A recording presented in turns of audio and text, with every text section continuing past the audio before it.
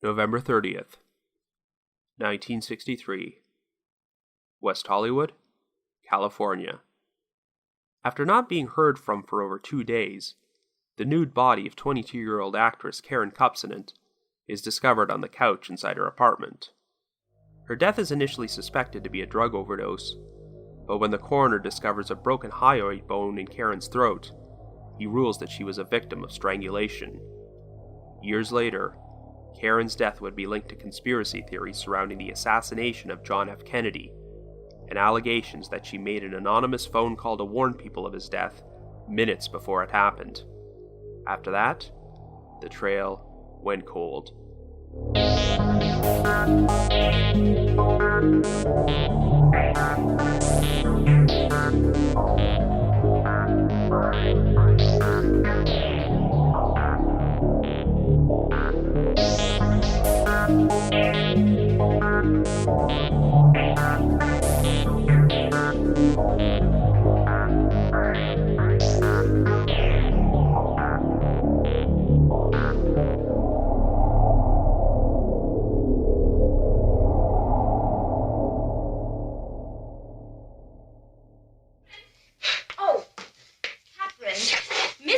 Melon wanted me to tell you that Herbie is to have... Herbert, H-E-R-B-R-T is Herbert. How do you spell Herbert? Not Y, Herbie. It's Herbert. Bert. Call me Bert. Just not a Herbie. Herbert. That Herbert is to have his breakfast. Hello everyone, and welcome to the latest episode of The Trail Went Cold. I'm your host, Robin Warder, and that sound clip you just heard was from the 1961 comedy The Ladies' Man, and it's probably the only time you'll ever hear audio from Jerry Lewis on this podcast. The reason I played that scene is because it happened to be the screen debut of actress Karyn Kupcinet, who would die under mysterious circumstances only 2 years later, and is the subject of today's episode. And there's a reason I selected her case. The release date of today's episode is November 22nd, 2017, which happens to be the 54th anniversary of the assassination of President John F. Kennedy. As you might have heard, never-before-seen documents related to the assassination were released to the public for the first time ever, so of course debates have flared up again about whether there was a massive conspiracy surrounding JFK's death, or if Lee Harvey Oswald was the sole perpetrator. Well, this episode is not going to be analyzing the JFK assassination, because that would require several weeks' worth of episodes. Instead, we're going to be focusing on the unsolved death of Karyn Kupcinet, which occurred less than 1 week later.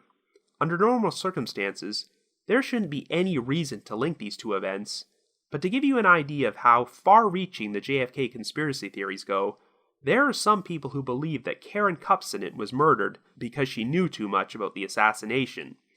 But regardless of whether you believe it has any connection to JFK or not, Karyn's death is still a pretty intriguing mystery in its own right, and well worth exploring from all possible angles. However, before we get started, just a brief reminder that The Trail Went Cold is a weekly podcast, which is currently available for download on several platforms, including iTunes, Stitcher, and Google Play Music. So if you like this podcast, be sure to subscribe to it, and please leave us a rating or review to help spread the word. The Trail Went Cold also has its own PayPal account and a donate button on the website. If there's anyone out there who wants to make a donation, we would greatly appreciate it, and we'll be sure to give you a shout out on a future episode. So with all that out of the way, let us now explore the mysterious death of Karyn Kupcinet.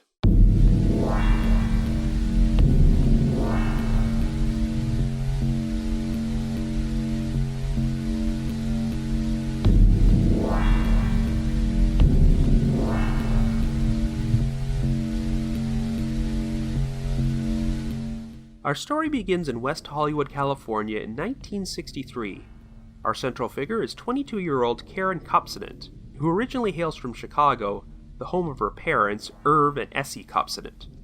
Irv Kupcinet, who usually went by the nickname Kup, was one of the most prominent and recognizable figures in Chicago, as he was a gossip columnist for the Chicago Sun-Times for several decades, hosted his own syndicated TV talk show, and worked as a radio announcer for the Chicago Bears football team. Karyn used her influential family name to break into acting before moving to Hollywood and making her screen debut with a bit part in the 1961 Jerry Lewis comedy The Ladies' Man. Over the next 2 years, Karyn's acting jobs would mostly be guest spots on television shows, and her final role was on an episode of Perry Mason, which did not air until after her death. After doing a guest appearance on the TV series The Wide Country, she became romantically involved with the show's star, Andrew Prine. However, even though Karyn wanted to settle down, get married, and potentially start a family with Andy, he did not wish to make the relationship exclusive and wanted to keep dating other women. In July of 1963, Karyn was pregnant with Andy's child, so she traveled down to Tijuana to have an illegal abortion and was accompanied by her friends Mark and Marcia Goddard. Mark Goddard was also an actor who would go on to play the role of Major Don West on the TV series Lost in Space, and he paid for Karyn's abortion. Karyn's personal life in general was in a tumultuous state at this point, as she always had an obsession with her weight and was abusing diet pills, along with other prescription drugs. On the evening of November 27th, Karyn attended a dinner party at the Goddards' home in Beverly Hills. Even though the dinner was scheduled to start at 6:30 p.m., she arrived over an hour late. According to the Goddards, Karyn barely ate anything and mostly just played around with her food. She also looked like she might be under the influence of something, as her pupils were constricted, her lips seemed numb, her voice sounded funny, and she was moving her head around at odd angles.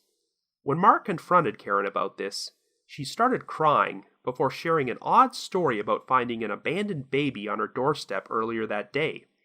According to Karyn, after she contacted the police, they came and took the baby away. Since the following day was Thanksgiving, Karyn was invited back for dinner, but she told them she and Andrew Prine were planning to spend the day at the home of actor Glenn Ford. Karyn called a taxi to take her home at 8:30, and she promised to phone the Goddards later. After returning to her apartment in West Hollywood, Karyn was visited by one of her friends, a writer named Edward Rubin, and they watched television together. Karyn apparently had a pretty state-of-the-art television set for 1963, so her apartment was often a popular hangout for her friends to watch TV. Karyn went outside for a quick walk, and wound up bumping into another actor friend of hers named Robert Hathaway, so she invited him up to the apartment. The three friends continued to watch TV together until Karyn started falling asleep on the couch, and she decided to head into her bedroom. According to Rubin and Hathaway, they weren't entirely sure if Karyn had gone to bed, so they lowered the volume on the TV set and exited the apartment at around 11:15, claiming that they made sure to lock the door behind them. On the evening of November 30th, Mark and Marcia Goddard became concerned because Karyn had not phoned them in 3 days, so they decided to visit her apartment. The front door turned out to be unlocked, so the Goddards let themselves inside, and were shocked to discover that Karyn's nude, decomposing body was lying face down on the couch, with flecks of blood on her face and a nearby pillow. The television set was on, and playing at a very low volume, just like how Rubin and Hathaway claimed they left it. The apartment appeared to be in a state of disarray. A half-empty cup of coffee was resting on a stand, a coffee pot and a brandy snifter full of cigarette butts were found on the floor, 16 cigarettes were strewn around the couch, and there was an overturned lamp. A bathrobe was laid across a chair in the living room, and a towel was found on the bathroom floor. When police were summoned to the scene, they found a number of rambling notes throughout the apartment which Karyn had written. The notes contained sentences like, "I'm no good, I'm not really that pretty, my figure's fat and will never be the way my mother wants it. Why must I be so alone? What's the use of living with nothing to believe in? There's nothing, only phony motives, selfish egoists, selfless people, fat heads, and drunks, and I want out." Karyn also left behind a note listing famous people she liked, including President Kennedy, and this would turn out to be somewhat prophetic, but we'll get into that a little later. The content of Karyn's writings could be interpreted as a potential suicide note, and some troubling things about her would soon emerge. When Andrew Prine was questioned, it would turn out that Karyn spoke to him on the phone on the afternoon of November 27th, where she told him the same story she shared with the Goddards about finding an abandoned baby on her doorstep. Andy claimed he called Karyn back at midnight after arriving home at his apartment, and she told him she'd called the cops, who took the baby away. Since this phone call took place after Rubin and Hathaway left Karyn's apartment, this would turn out to be the last time she was confirmed to be alive. However, the police had no record of ever picking up an abandoned baby from her place on November 27th, and found zero evidence to indicate that Karyn's story was true. There was another disturbing revelation when police discovered a pile of magazines in Karyn's apartment which had been shredded and cut up with scissors. During the preceding months, Andrew Prine had found a number of threatening messages on his doorstep, which were assembled together with letters and phrases which had been cut out of magazines. When Andy told Karyn about this, she claimed she had been receiving the same threatening messages on her doorstep and even showed them to Andy. Well, investigators started looking into these notes and found numerous fingerprints on the paper and on the Scotch tape which was used to assemble the cut-out letters. 1 year earlier, Karyn had been arrested for shoplifting some books and clothing. While she only got off with a fine and 3 years probation, her fingerprints were still on file, and they turned out to be an exact match to the prints on the paper and the Scotch tape. So yes, this meant that Karyn had cut up the magazines and assembled all the threatening notes before sending them both to Andy and herself. A search of Karyn's diary also revealed that she had been keeping records of Andy's encounters with his new girlfriend, which meant she had been spying on them. It was clear that Karyn had not reacted well to Andy's decision to date other women and seemed obsessed with rekindling their relationship. Andy also confirmed that he did spend Thanksgiving at Glenn Ford's house, which is where Karyn told the Goddards she would be, but both actors denied that Karyn was invited to their get-together. In addition, Karyn had told her family that she was not traveling back to Chicago to spend Thanksgiving with them because she had work to do on Perry Mason, but this also turned out not to be true, since the episode she appeared in had already been filmed. So there was a lot to indicate that Karyn was a very troubled woman, a notion which was reinforced when 13 bottles of prescription drugs were found in her medicine cabinet, including Desoxin, Miltown, and Anvicil. Many of these bottles were either empty or half empty, so the initial belief from most people who knew Karyn was that she had either taken her own life or was the victim of an accidental overdose. However, the case went in an entirely different direction once Karyn was examined by the LA County coroner, Dr. Harold Cade, who estimated Karyn's approximate time of death as 12:30 a.m. on November 28th, only about a half hour after she last spoke with Andrew Prine on the phone. According to Dr. Cade, Karyn had a broken hyoid bone in her throat and enough damage to her neck to indicate strangulation. Therefore, he officially ruled that Karyn's death was a homicide. So this prompted the Los Angeles County Sheriff's Department to launch a murder investigation and start looking at potential suspects. Well, at the top of the list was Andrew Prine, as investigators wondered if he might have killed Karyn in a rage after finding out she had been sending him threatening letters and spying on him. Well, it turned out that Andy's alibi witnesses just happened to be the last two people to see Karyn alive. After leaving her apartment, Edward Rubin and Robert Hathaway claimed they went out for a drink at a bar before heading back to Hathaway's duplex, where he just happened to be neighbors with Andrew Prine. Shortly after they arrived, Prine decided to stop by to hang out with them, and all three men claimed that they chatted and watched television together until 3 a.m. Prine, Rubin, and Hathaway were all extensively interviewed and investigated as possible suspects. They each took polygraph tests which came back inconclusive. The one major red flag occurred when they were re-interviewed 3 years later, and Rubin changed his story, claiming that he and Hathaway went their separate ways at the bar after leaving Karyn's apartment, and that he spent the night with two women he met there, rather than going to Hathaway's apartment. But otherwise, there was no evidence to implicate any of them, and in their defense, the coroner believed that Karyn was strangled by a left-handed person, and none of the three were left-handed. Another potential suspect was an aspiring actor named David Lang, who lived in the apartment directly below Karyn's. On the night of Karyn's death, Lang had gone out on a date with Natalie Wood, who, ironically enough, would suffer her own mysterious death 2 decades later. Lang claimed he was drunk and returned to his apartment at 12:30 a.m., the estimated time of Karyn's death, but went straight to bed without hearing anything unusual. Well, a few days later, Lang allegedly told a friend that he killed Karyn, but when questioned by police, he claimed he was just joking. Lang had a history of erratic behavior and was known for drunkenly entering other people's apartments without being invited, but no evidence tied him to Karyn's death. When police dusted the apartment, they did find fingerprints belonging to Edward Rubin, but none of the other three suspects, and a couple of prints they found could not be matched to anyone. Well, within the next few years, the investigation into Karyn Kupcinet's death would go into a place no one ever expected.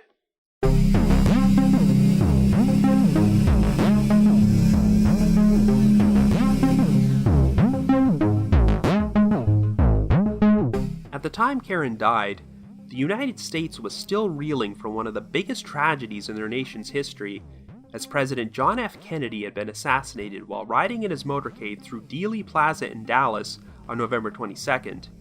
Lee Harvey Oswald was identified as the assassin who fired the fatal shots, but as you well know, many people have always believed there's a lot more to this story, and the Kennedy assassination has been the subject of more conspiracy theories than any other event ever.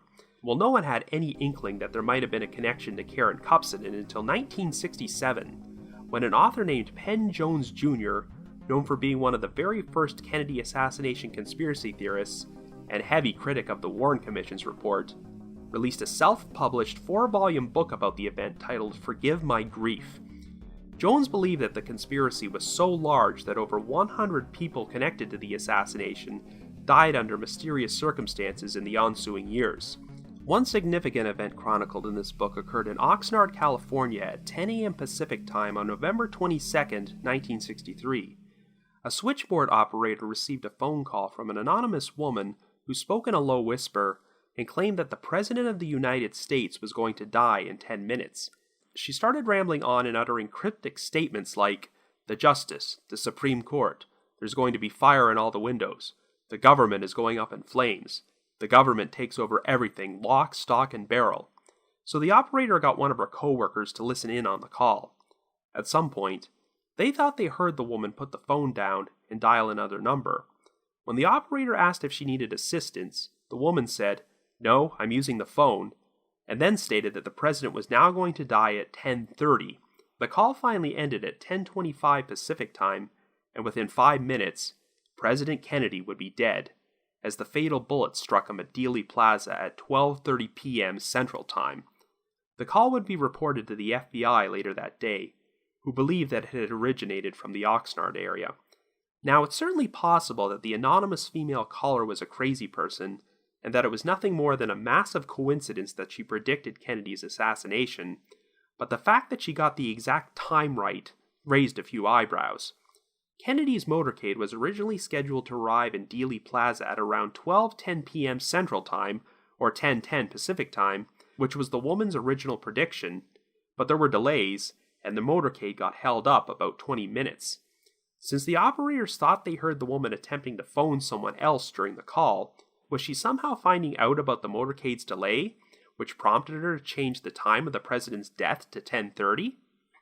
Well, believe it or not, Penn Jones Jr.'s implication was that the anonymous female caller might have been Karyn Kupcinet, who was attempting to warn people about the impending assassination. If you're wondering why a 22-year-old actress in California would even have knowledge of something like this, Jones's theory is that Karyn may have learned about it from her father, Irv Kupcinet, aka Kup. You see, during the 1940s, Kup became acquainted with a guy you might have heard of named Jack Ruby, who subsequently moved from Chicago to Dallas in 1947 and became a nightclub owner. On November 24, 1963, 2 days after President Kennedy's assassination, Lee Harvey Oswald was in the midst of being transported by police when Ruby shot him to death on live television in front of millions of people.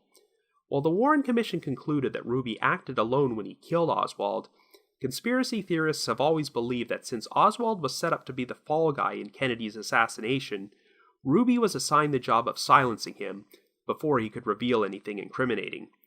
Penn Jones Jr. believed that the Mafia somehow learned that Ruby told Irv Kupcinet about the assassination plot, who subsequently shared this information with his daughter.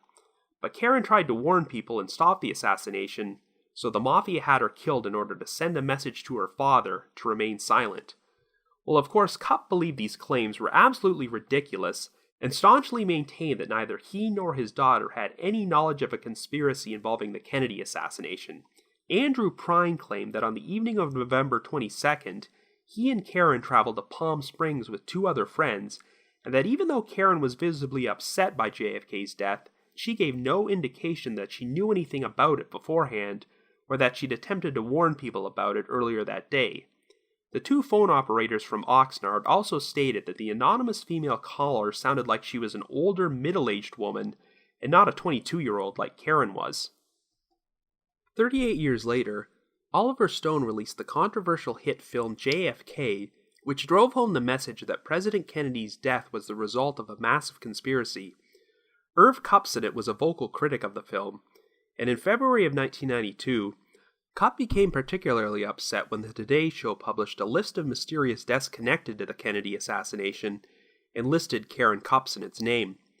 This prompted Kup to publish an angry column in the Chicago Sun-Times in which he expressed his disgust and maintained that his daughter's death had nothing to do with the assassination.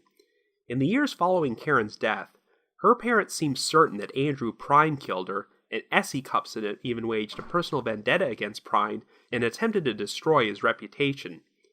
Prine's acting career wound up suffering for a little while, but he eventually recovered. He is still alive today at the age of 81, and has amassed a large filmography with over 180 credits. In 1988, Irv Kupcinet published an autobiography and stated that he no longer believed Prine had anything to do with his daughter's death. Kup now believed that the prime suspect was David Lang, and believed that Lang's wealthy family used their influence to prevent him from being properly investigated until his death in 2006. While Lang's acting career never went anywhere, he wound up working for acclaimed director Alan J. Pakula, and even co-produced Pakula's 1971 thriller Klute, which earned Jane Fonda an Academy Award for Best Actress. Irv Kupcinet passed away in 2003 at the age of 91, 2 years following the death of his wife Essie. Karyn's brother Jerry Kupcinet is still alive, and is a successful television producer who actually took home a Daytime Emmy for his work on Judge Judy. But unfortunately, after 54 years, there are still no concrete answers about the unsolved death of Karyn Kupcinet. So I guess you could say, the trail went cold.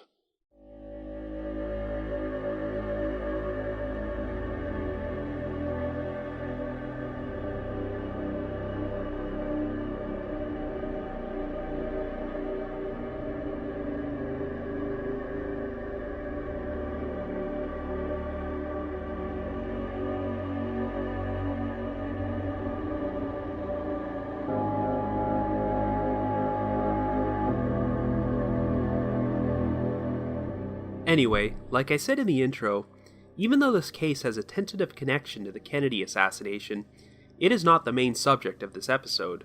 If you go online and delve into the conspiracy theories, you'll find many lists of quote-unquote mystery deaths, as dozens of people connected to the assassination supposedly died under mysterious circumstances in the ensuing years. You'll often see Karyn Kupcinet's name at the top of these lists, because she died only 6 days later, so aside from Lee Harvey Oswald, you could infer that Karyn was the first loose end in this conspiracy which needed to be tied up. I'm not going to comment too much on the so-called mystery deaths conspiracy theories as a whole, because that's way too large of a subject. But I'm pretty comfortable making this statement. The word thin does not even begin to describe the connection between Karyn Kupcinet and the Kennedy assassination. In fact, I'd say that the word anorexic would even be too generous. So let me get this straight. Irv Kupcinet and Jack Ruby were acquaintances in Chicago sometime during the 1940s, but even though Ruby moved to Dallas in 1947, and there's no indication that he stayed in touch with Kup at all during the next 16 years, Ruby decides to tell Kup about his key role in one of the biggest conspiracies of all time. So how exactly would that conversation go? Hey Kup, long time no see. By the way, the President of the United States is going to be assassinated soon, and I'm in charge of assassinating the assassin before he can talk.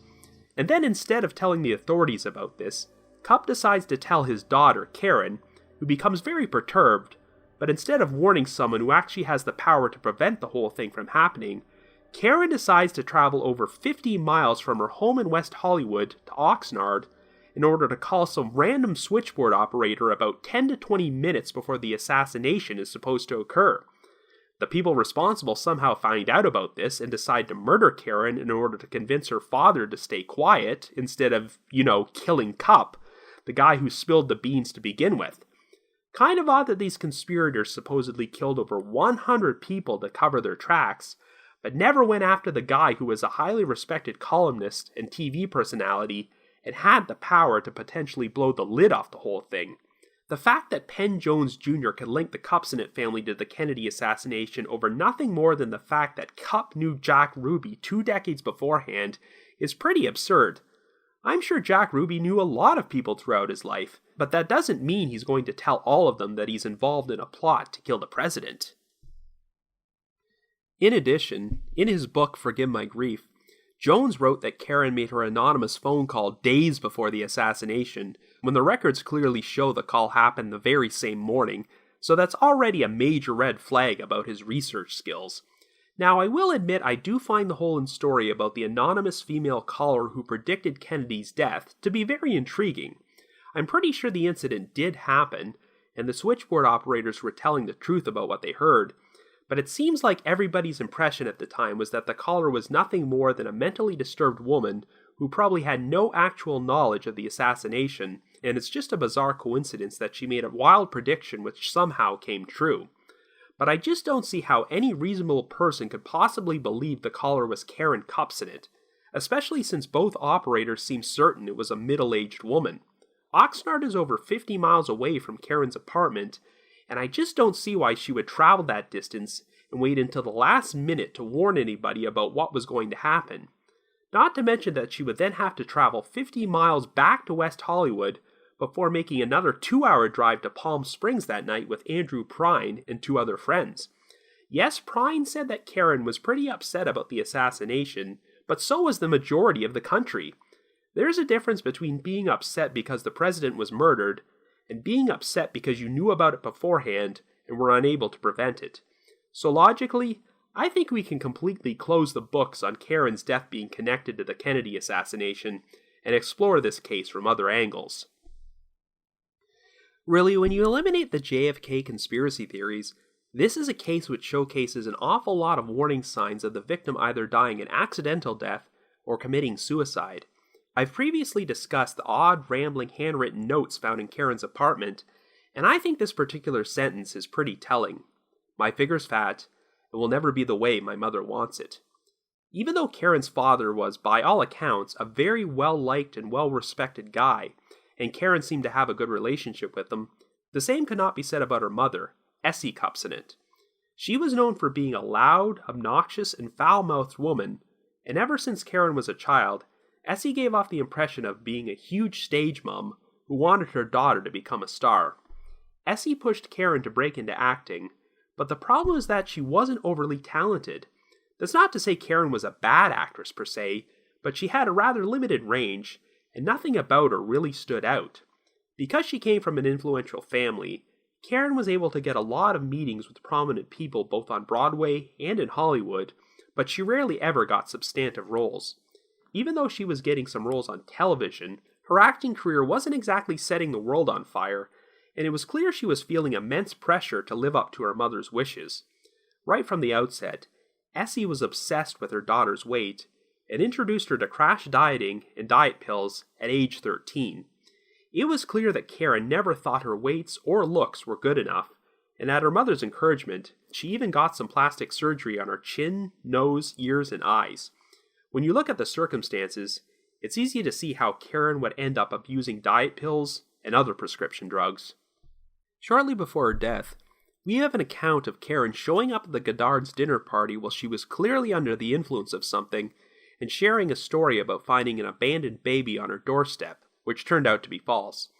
As odd as that story sounds, it's not hard to imagine why Karyn dreamed it up. Remember, just 4 months earlier, Karyn had traveled to Mexico to get an illegal abortion, and you can see how she might have felt guilt-ridden over this, and concocted a fantasy story about rescuing an abandoned baby as her way of dealing with it.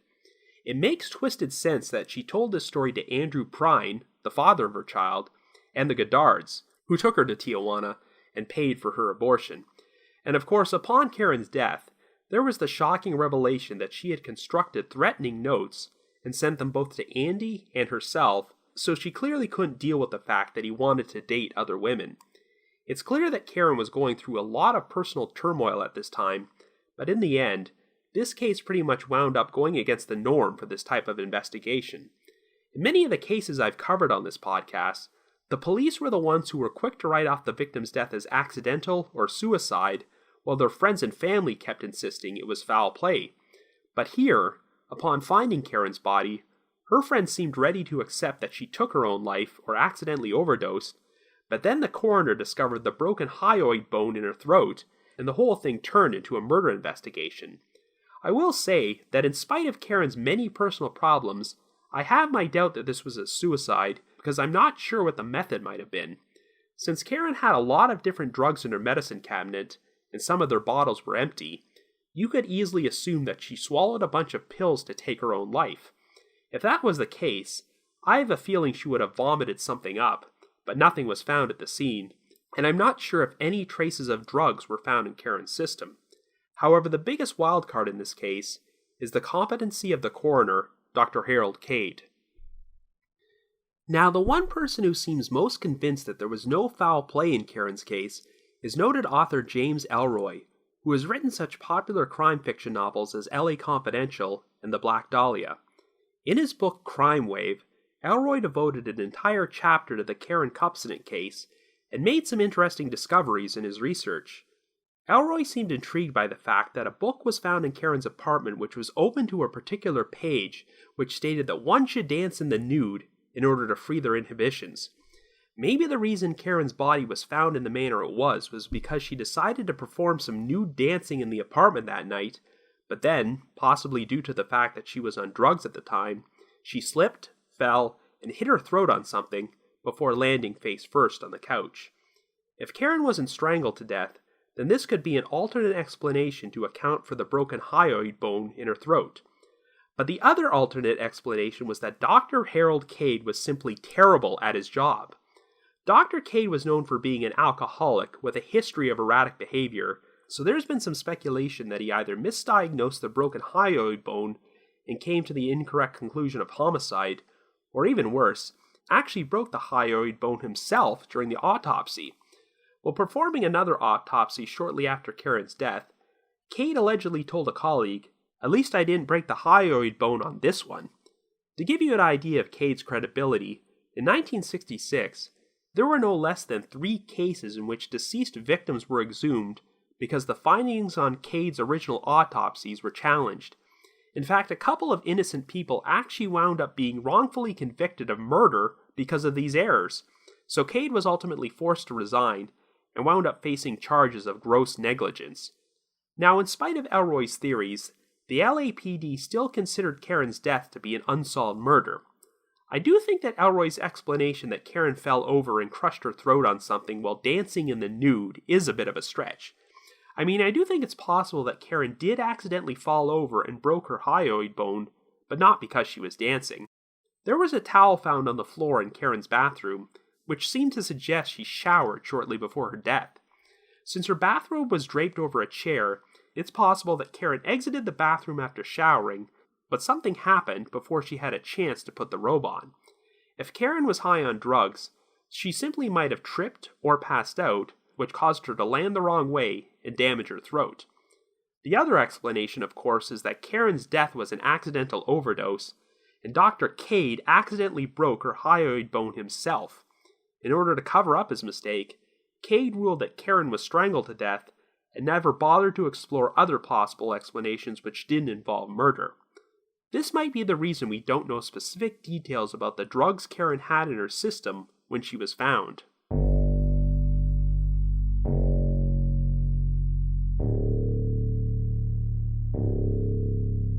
I gotta say, when I first started delving into this case, my initial instinct was that there was no foul play, and this was nothing more than an overdose or a tragic accident, which became a homicide investigation because of an incompetent coroner.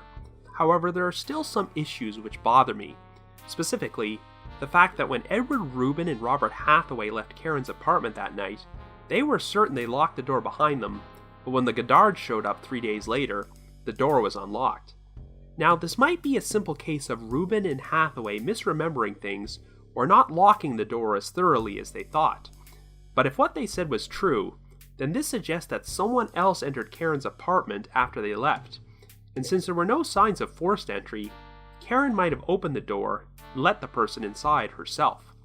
The locked door detail is one of the reasons I'm inclined to think that neither Rubin or Hathaway had anything to do with her death, because if they just told the police that they left the door unlocked, then it's easier to believe that another suspect could have entered the apartment and killed Karyn. Now, both men claim that they left because Karyn kept falling asleep on the couch before going into her bedroom. This is why they decided to turn down the volume on the television, and since the TV was still running at a low volume 3 days later, it was probably never turned off. I have a feeling that Karyn was probably sleeping in the bedroom until Andrew Prine woke her up when he called to check on her at midnight.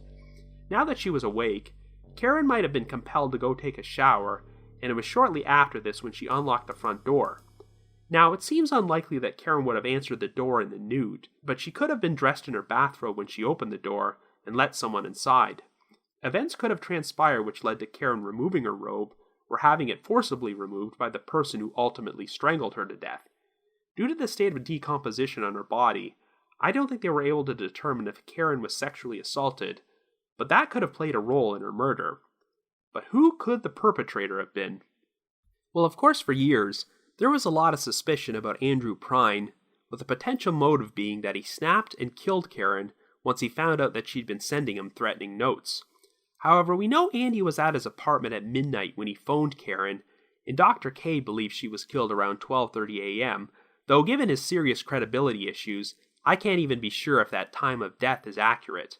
But if Karyn was killed at 12:30, then this means Andy would have had to rush over to her apartment and murder her within a half hour before returning to his place and spending the next few hours hanging out with Rubin and Hathaway. That only makes logical sense if Karyn said something to Andy during that phone call, which gave him the sudden impulsion to kill her. One thing I'm not entirely clear on is if Andy ever knew that Karyn was pregnant with his child and had gone down to Mexico for an abortion. Given that Andy wasn't interested in a serious exclusive relationship at this point, I don't think he would have been interested in being a father to Karyn's child, so if she told him about the abortion over the phone, I'm not sure that would have been enough to compel him to murder her, unless she told him she was planning to blackmail him or something. I don't know, it's obvious that Karyn was much more obsessive about Andy than he was of her, and even though they weren't in an exclusive relationship, Andy seemed to think highly enough of Karyn to keep spending time with her, given that they went on an outing to Palm Springs together only 1 week earlier. I certainly don't think it's 100% impossible that Prine could have been the killer, but there's just no real motive, or any physical evidence such as fingerprints, which places him at the scene. I do think it's very telling that after Karyn's parents spent the next few years essentially trying to curtail Prine's life by publicly branding him as a murderer, Kup finally admitted in his autobiography that he believed Prine was innocent. It's not often you'll find a murder victim's family change their tune like that, so they must have had good reason to believe Prine had nothing to do with her death. Now, on the other hand, Karyn's family felt much differently about David Lang, and on the surface, he seems like the most likely suspect. Lang lived in the apartment right below Karyn, and claimed that he returned at around 12:30 a.m., the approximate time of Karyn's death. By his own admission, Lang was pretty drunk. He had a notorious habit of walking into other people's apartments uninvited when he was intoxicated, and he flat out told someone he killed Karyn, even though he later recanted and said he was just kidding. So I can definitely picture a scenario where a drunken Lang decides to knock on Karyn's door late at night, and because he's her neighbor, she unlocks the door and lets him inside.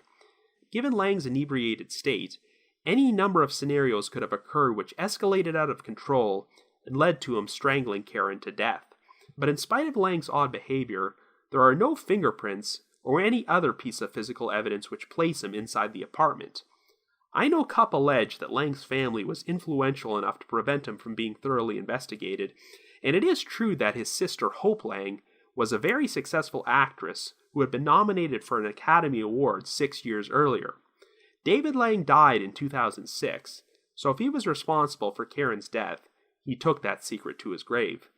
Overall, I'd say I may be about 50-50 between Karyn's death being some sort of accident or overdose, or foul play being involved. I'm not sure who the perpetrator might have been, but remember, there were a few unknown sets of prints found in the apartment. So the killer could have been some unknown person we don't even know about who happened to stop by Karyn's door that night. But when you consider that the homicide ruling was made by a coroner so incompetent that his autopsies wound up getting multiple innocent people convicted of murders which never happened, I'm willing to believe that there was no murder in this particular case. The only thing I'm 100% sure about is that her death had nothing to do with the Kennedy assassination, and I think all those conspiracy theories have really muddied the waters in this case and provided an unnecessary distraction. When you look at Karyn Kupcinet's life as a whole, you can see that the source of a lot of her issues was the enormous pressure she faced from her mother to become a star, which caused her to lead a self-destructive lifestyle. So regardless of whether or not Karyn was murdered, this is still a really sad story. As far as I know, this is still technically an open case with the LAPD, so even though 54 years have passed, if you happen to have any information on the unsolved death of Karyn Kupcinet, please contact the appropriate authorities. But if you just have your own thoughts about what happened, feel free to leave me a comment or send me an email at robin.warder@icloud.com. That's robin.warder@icloud.com. Just wanted to give a shout out to all my supporters from the Unsolved Mysteries message board at the Sitcoms Online forum and the Unresolved Mysteries subreddit. We also received a very generous donation this week from a listener named Megan, so thank you very much, Megan. And before we close things off, I'd like to play you a promo for a new true crime podcast called The Hidden Staircase. Bring out your inner detective with every episode of the Hidden Staircase podcast, where I, Sammy, deliver stories and true cases of mystery and murder. You can join us at the Hidden Staircase discussion group on Facebook, or you can like us on Twitter at The Hidden, and we'll talk about everything mystery and murder. You can also go to accproductions.org/hidden staircase to learn more about the podcast and the episodes we've discussed. Don't forget to lock your doors and hold tight to your flashlight. Just need to provide my thanks to Miguel Foote, who edits and assembles this podcast together for me, and Vince Nitro, who is responsible for our eerie music score. If you haven't already, you can like us on Facebook, follow us on Twitter, or leave us a rating or review on iTunes, Stitcher, or Google Play Music. We also have a Facebook discussion group, so if you feel like discussing the podcast or any of the cases we feature with myself or your fellow listeners, feel free to join and I'll approve your entry into the group ASAP. Earlier this month, we also opened a new online store and are now selling Trail Went Cold merchandise, such as t-shirts, mugs, and stickers, so feel free to visit our website at trailwentcold.com and click the store button if you wish to purchase anything. Christmas is now only 1 month away, so our merchandise might make a very nice gift for the true crime podcast fans you know. And like I mentioned earlier, we also have a donate button on our website, so if you're feeling generous and want to express your appreciation for all the hard work we put into this podcast, we'd be extremely grateful. So have yourself a good week, and join me next Wednesday for a brand new episode of The Trail Went Cold.